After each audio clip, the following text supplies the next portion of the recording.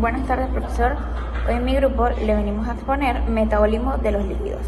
El hombre diariamente ingiere cantidad excesiva de lípidos. La mayoría de estos pueden ser sintetizados con su propio organismo, a excepción de las vitaminas liposolubles y los ácidos grasos esenciales, que son requerimiento obligado de ingestión. En esta exposición estudiaremos varios procesos, el cual será digestión, absorción, su transporte en la sangre, las diferentes rutas metabólicas, la obesidad, el tratamiento, su prevención y qué lo causa. Digestión y absorción de los lípidos de la dieta. Los lípidos de la dieta están constituidos por una mezcla heterogénea. De estos compuestos provienen de diversos alimentos de origen animal y vegetal, la mayor parte de las cuales son moléculas complejas, por lo que requieren ser hidrolizadas para que sus componentes sean absorbidos por la mucosa intestinal. Digestión. La digestión de los lípidos, mediada por las enzimas hidrosolubles en interfaces lípido-agua, depende del área de la interfase proceso facilitado por las sales biliares, derivadas de los ácidos biliares, primarios como el ácido cólico y el ácido queno-desoxicólico, sintetizados en el hígado. Estas sales emulsifican las grasas, formando micelas que favorecen la digestión y la absorción de los lípidos. Oxidación de ácidos grasos. Los ácidos grasos ocurren en la ruta metabólica, los cuales los ácidos grasos se oxidan con la generación de ATP en el sistema celular. Existen diferentes tipos de oxidación de los ácidos grasos, ya sean saturados o insaturados. Los ácidos grasos que llegan a las células se encuentran en el citosol. El transporte de ácidos grasos a la mitocondria es fundamental para que puedan ser degradados mediante beta-oxidación. Primero, en el citosol, el ácido graso debe activarse. Esto ocurre mediante la enzima acil-CoA sintetasa, que cataliza la siguiente reacción. Ácido graso más coenzima A más ATP. Resulta en acil-CoA más AMP más PPI. Este paso ocurre en la membrana externa mitocondrial y requiere energía en forma de ATP. Sin embargo, el acil-CoA no puede atravesar la membrana mitocondrial interna por sí solo. Para ello se necesita el sistema de lanzadera de carnitina. Primero, la enzima carnitina aciltransferasa 1, ubicada en la cara externa de la membrana mitocondrial externa, transfiere el grupo acilo desde el acil-CoA a la carnitina formando el acilcarnitina.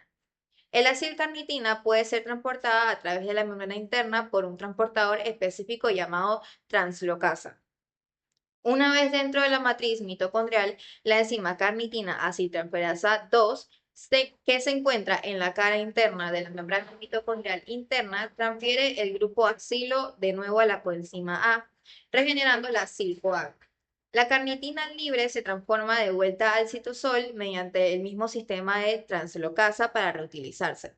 Este acil-CoA mitocondrial puede ingresar al proceso de beta-oxidación, que consiste en una secuencia de reacciones que generan acetil-CoA, NADH y FADH2, utilizados en el ciclo de Krebs y la cadena respiratoria para la producción de ATP. Cuerpos cetónicos son compuestos químicos producidos por el cuerpo cuando descomponen grasa para obtener energía. Este proceso se llama cetosis y son formados en el hígado a partir del ácido graso durante el periodo de ayuno o cuando el cuerpo no puede utilizar la glucosa como fuente principal de energía. La cetogénesis, también conocida como producción de energía en ausencia de glucosa.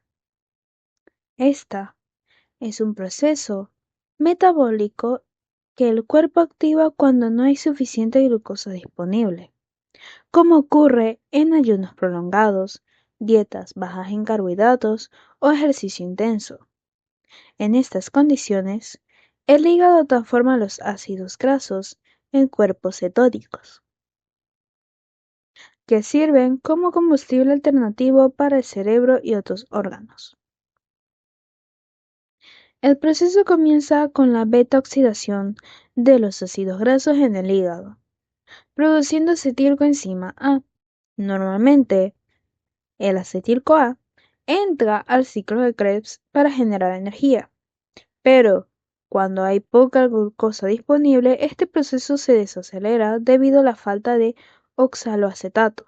Entonces, el acetilcoenzima A se convierte en HMG coenzima A y luego en acetoacetato. Parte de este acetoacetato se reduce a beta-hidroxibutirato, el cuerpo cetónico más estable y utilizado por los tejidos periféricos. La acetona, en cambio, se elimina por la respiración. Si los cuerpos cetónicos se acumulan en exceso, pueden causar cetoacidosis, una condición peligrosa que ocurre en pacientes diabéticos no controlados. La cetoacidosis provoca un descenso del pH sanguíneo, lo que puede generar síntomas graves como respiración acelerada, deshidratación y alteraciones neurológicas. A su vez, hablaremos sobre la cetólisis, también conocida por su uso de cuerpos cetónicos como energía. Una vez que los cuerpos cetónicos han sido producidos en el hígado, deben ser utilizados por otros tejidos. Este proceso se llama cetólisis y ocurre en órganos como el cerebro y los músculos, que convierten los cuerpos cetónicos en energía. Para ello, el cuerpo primero transforma el beta-hidroxibutirato en acetoacetato. Luego, el acetoacetato recibe un grupo especial, es decir, un coenzima A, para volverse acetoacetilcoenzima A, el cual se divide en dos moléculas de acetil-CoA. Estas moléculas entran al ciclo de Krebs y producen ATP, que es la energía que las células necesitan. Es importante destacar que el hígado no puede usar los cuerpos cetónicos, ya que le falta una enzima clave para procesarlos. Por eso, los cuerpos cetónicos son transportados a otros órganos, donde sí pueden ser aprovechados. Además, también hablaremos sobre la lipogénesis, que también se conoce como el cuerpo almacena la grasa. Cuando el cuerpo tiene más energía de la que necesita, convierte el exceso en grasa mediante un proceso llamado lipogénesis. Este mecanismo ocurre en el hígado y el tejido adiposo. Además, los carbohidratos y otras fuentes de energía se transforman en ácidos grasos. Primero, la glucosa se transforma o se convierte en piruvato, que luego se transforma en acetilcoenzima A dentro de la mitocondria. Para iniciar la producción de grasa, el acetilcoenzima A es transportado al citosol y convertido en malonilcoenzima A. A partir de ahí, se generan los ácidos grasos y se unen a una molécula de glicerol, formando triacilglicéridos, que son almacenados como grasa en el cuerpo. La insulina regula este proceso, estimulando la formación de grasa cuando hay mucha glucosa. Sin embargo, si la lipogénesis ocurre de manera excesiva, puede llevar a obesidad y a problemas metabólicos como la resistencia a la insulina. Absorción y lipólisis. ¿En qué consiste la absorción? En este caso, el proceso ocurre en el intestino delgado. Lo que se produce de la digestión de grasas, ácidos grasos, monoacilgliceroles, colesterol y vitaminas liposolubles A, D, E y K se agrupan formando micelas gracias a las sales biliares.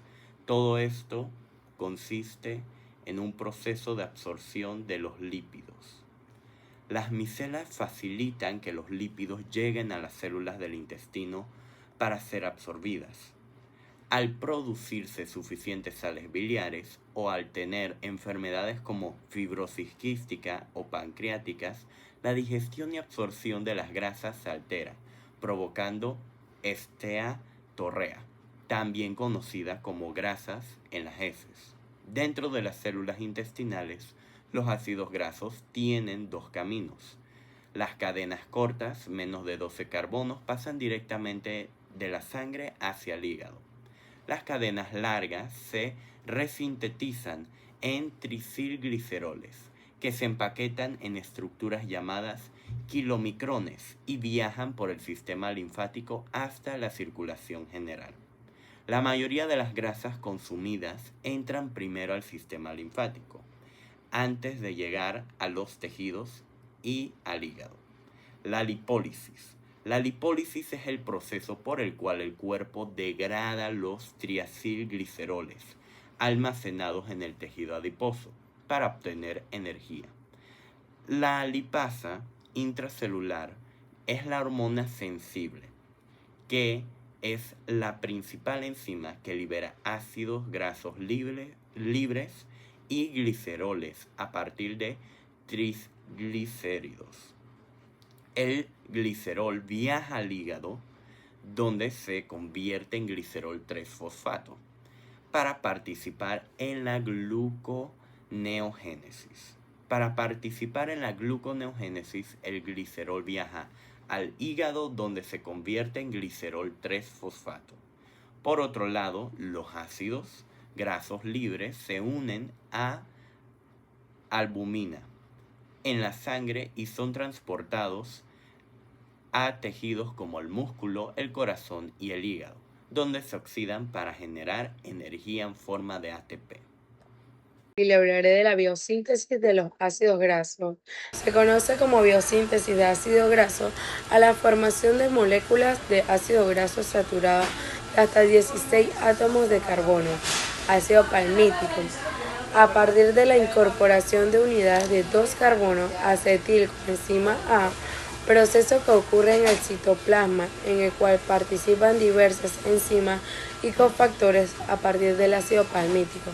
Se pueden formar otros ácidos grasos de mayor número de carbonos saturados e insaturados, necesarios para el organismo, pero ocurren mediante procesos complementarios conocidos como de alargamiento y de saturación con otra localización subcelular, como la participación de la enzima diferente a la de la biosíntesis citoplasmática. Fuente de acetilcoenzima A. El acetilcoenzima A es generado en la mitocondria por descarboxilación oxidativa del piruvato, reacción catalizada por el complejo enzimático piruvato deshidrogenasa, procedente fundamentalmente de la glucólisis y también de algunos aminoácidos.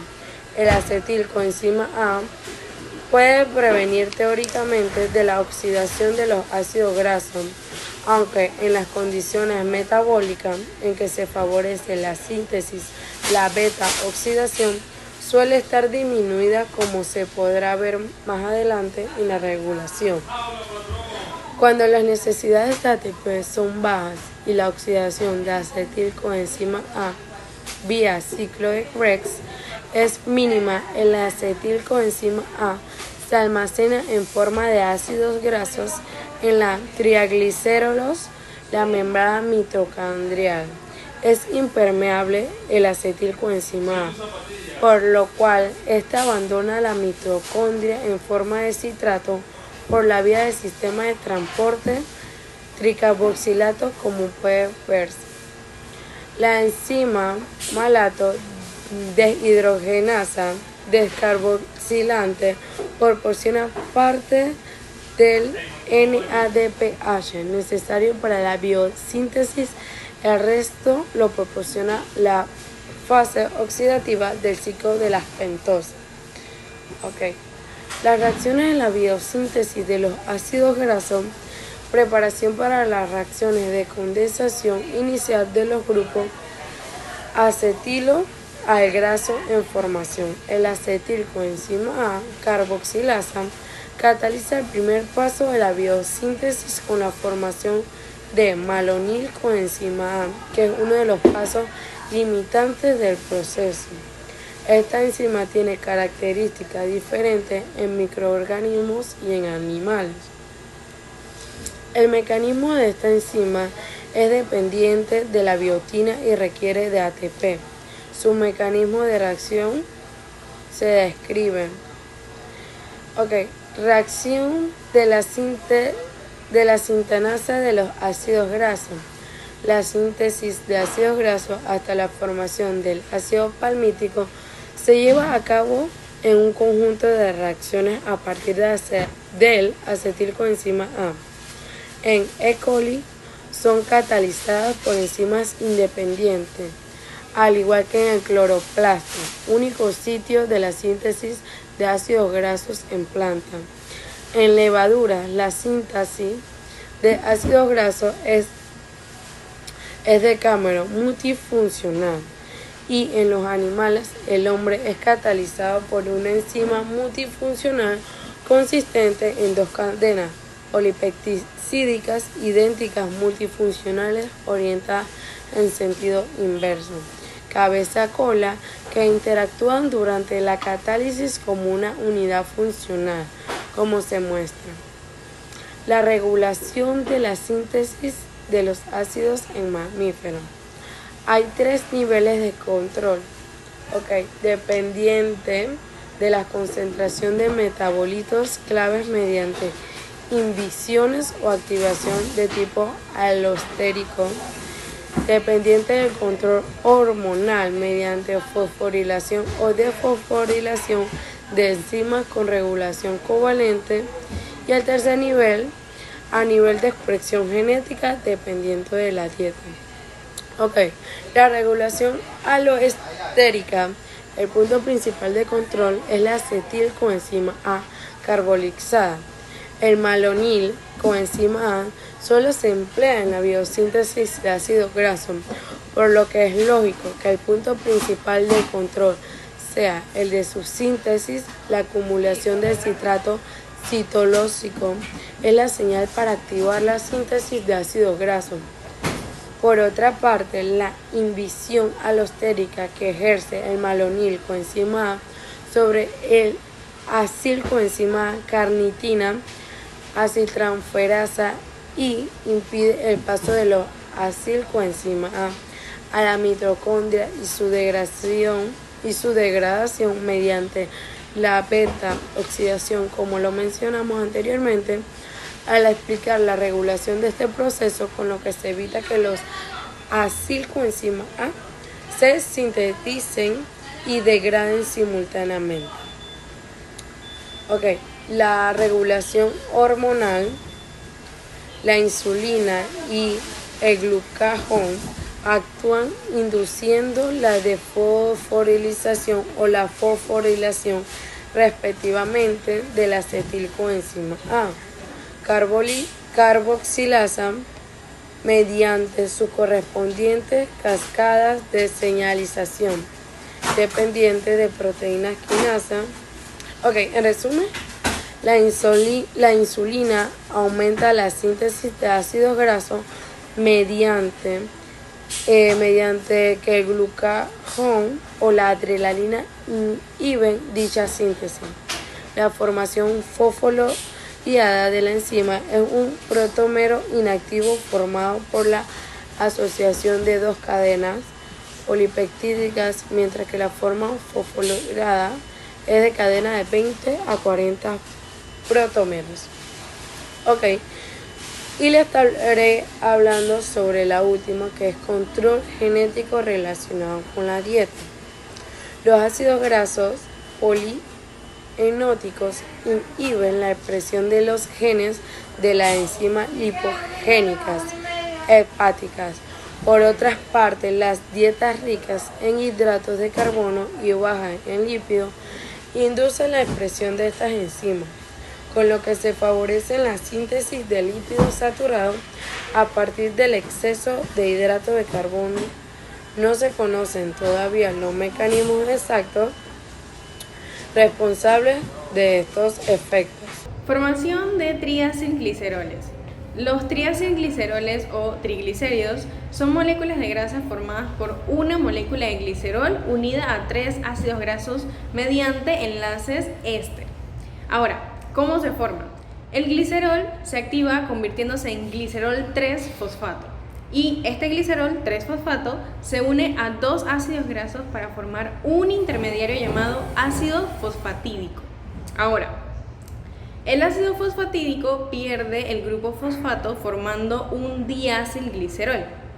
Finalmente, se une un tercer ácido graso para formar el triacilglicerol final.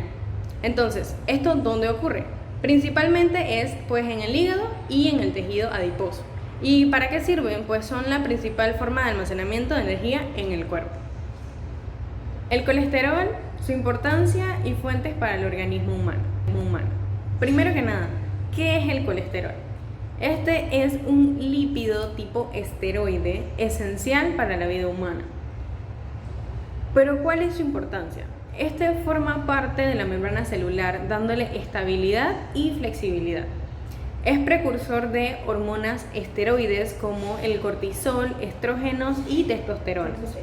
Algunos ácidos biliares que son importantes para la digestión de grasa, vitamina D, que son importantes para los huesos, y pues algunas fuentes de colesterol. Está la endógena, que es la principal, que es en la que el cuerpo humano, especialmente el hígado, produce cerca del 70 al 80% del colesterol que necesita. También está la exógena, que es la que se ingiere en la dieta y proviene de los alimentos de origen animal como huevos, especialmente la yema, carne roja, mariscos, lácteos enteros.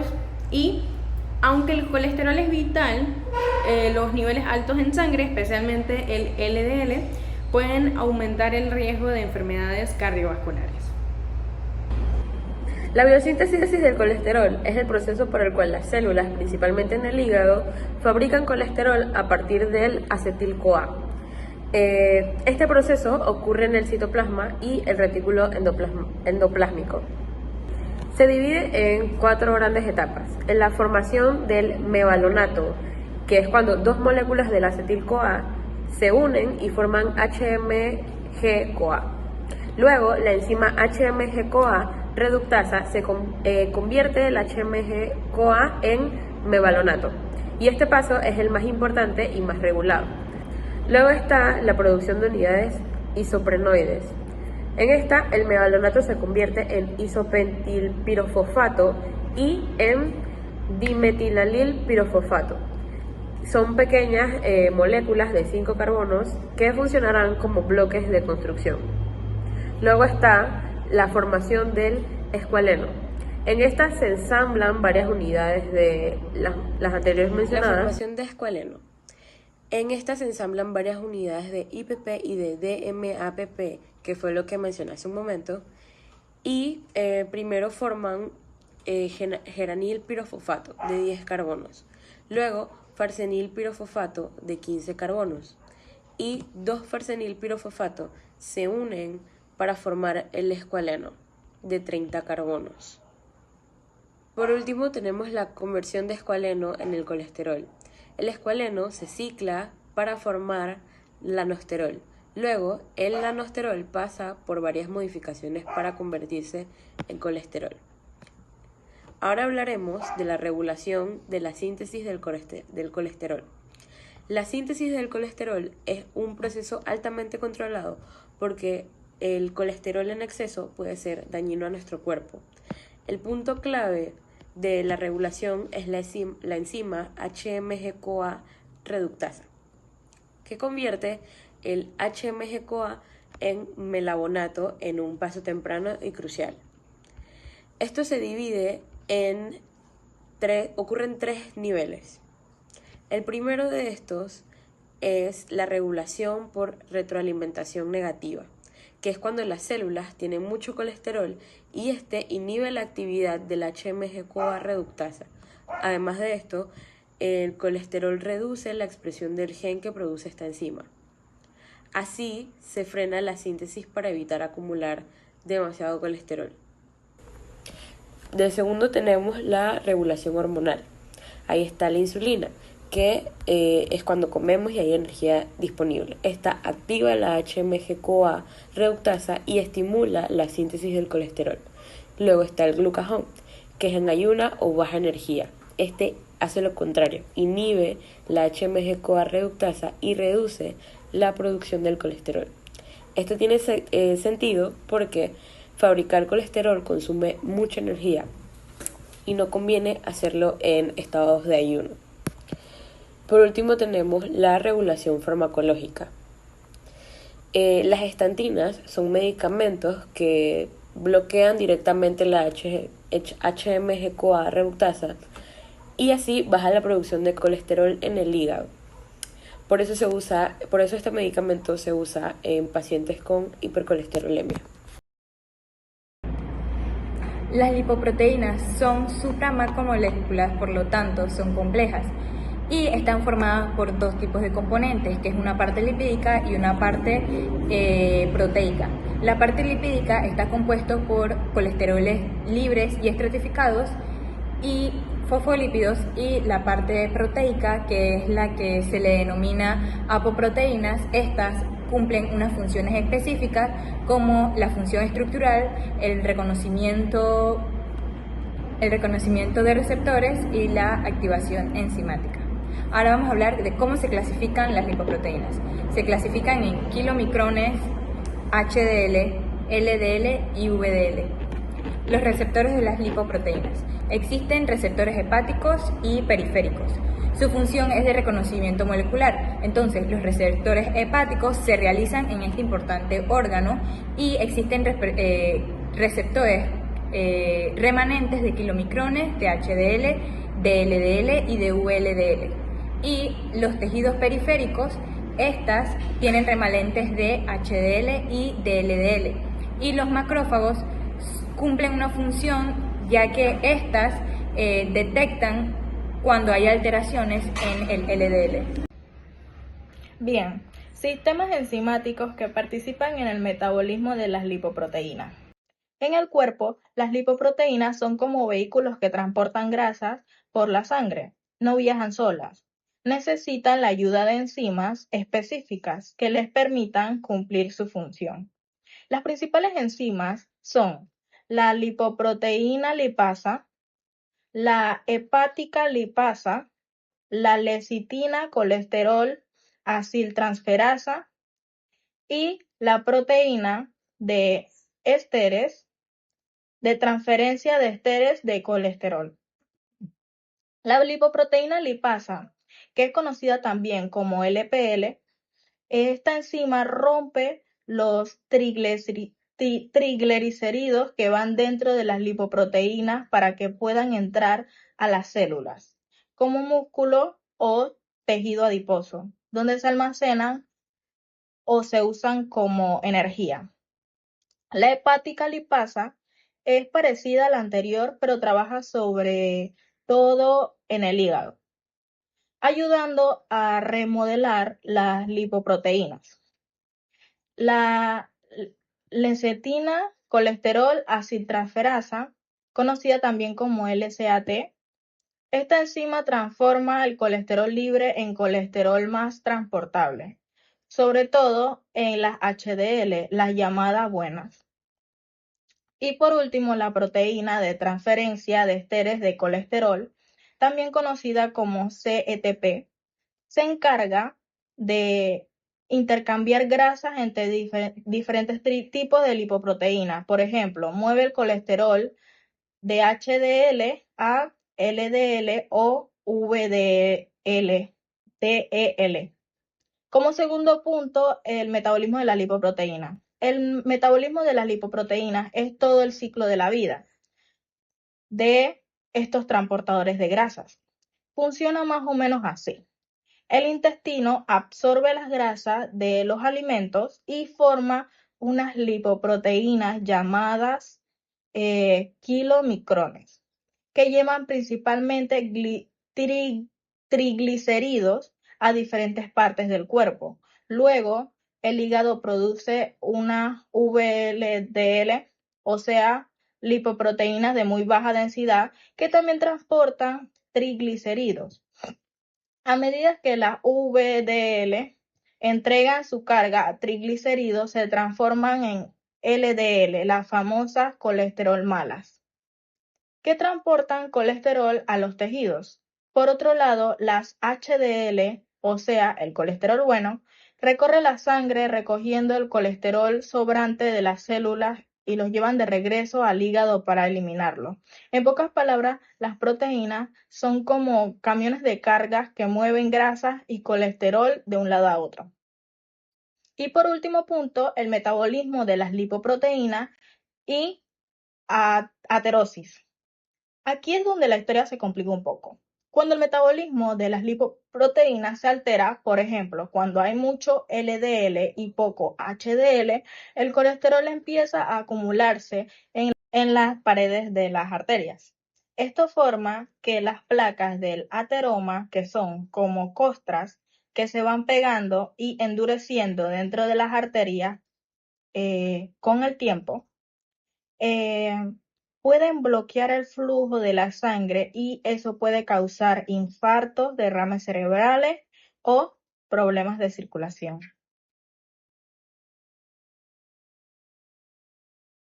La obesidad, un aumento de grasa excesiva y anormal en el cuerpo. En hombres es entre 12 a 20% de grasa corporal y las mujeres entre 20 a 30%. El grado de obesidad se mide comúnmente con el índice de masa corporal, peso en kilogramos dividido entre la estatura en metros cuadrados. El riesgo de la obesidad aumenta la muerte prematura, también enfermedades cardiopáticas como la hipertensión, diabetes mellitus, problemas en la vesícula o algunos desórdenes alimenticios no comunes en el cuerpo. En casos más extendidos o un poco más importante sería el cáncer. Un tipo especial de obesidad sería la obesidad abdominal, que en forma de pera, donde la grasa se acumula en el área del abdomen y las vísceras.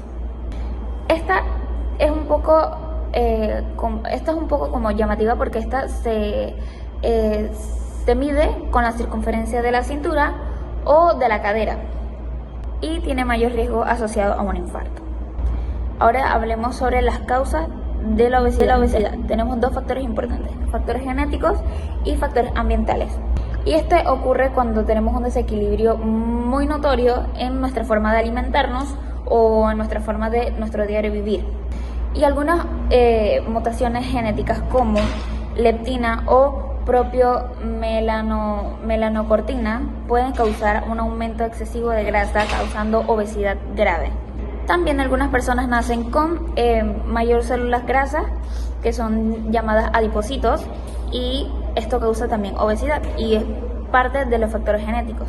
También influye mucho lo que es la oxidación de grasa y el metabolismo. Oxidación de grasa es que cuando tu cuerpo no puede eliminar correctamente las grasas de tu cuerpo, entonces evita la oxidación y lo que hace es crear más grasa corporal.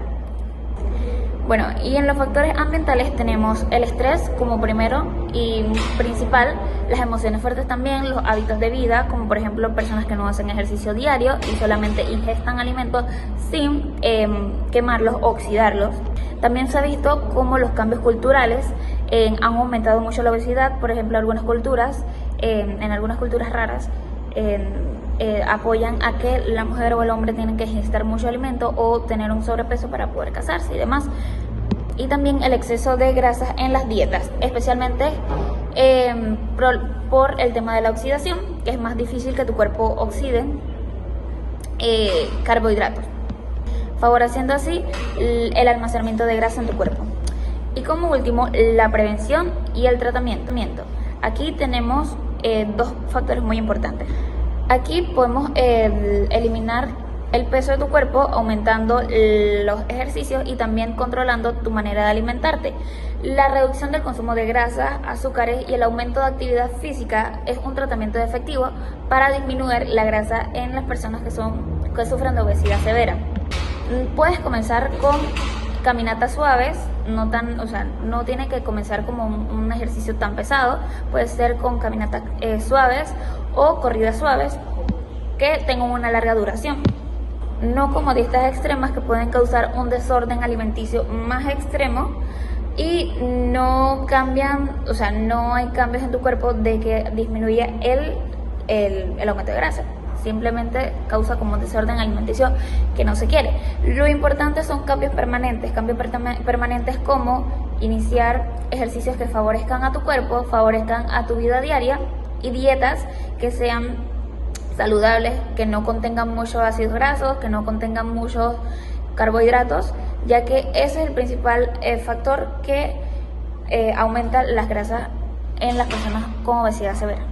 También tenemos programas de salud que promueven dietas ricas en carbohidratos complejos como frutas, verduras y cereales, y bajas en grasa junto a actividades físicas regulares diarias. En la pirámide alimenticia de la OMS recomienda base, cereales y viandas, el 60% de la dieta. En segundo nivel tenemos las frutas y las verduras. Tercer nivel, proteínas. Y cuarto, en la cima, las proteínas y los azúcares. Entonces, una alimentación balanceada y actividad física adaptada a cada persona puede prevenir la obesidad. Por lo tanto, seguir estas indicaciones o indicaciones de un nutricionista o un médico específico o de cabecera ayudaría a evitar estos riesgos que te pueden traer enfermedades genéticas en un futuro. Bueno, y en conclusión, los lípidos no solo almacenan energía, también cumplen funciones estructurales y reguladores muy importantes en nuestro cuerpo. Por ser hidrófobos, su digestión requiere enzimas y la acción de las sales biliares que forman micelas.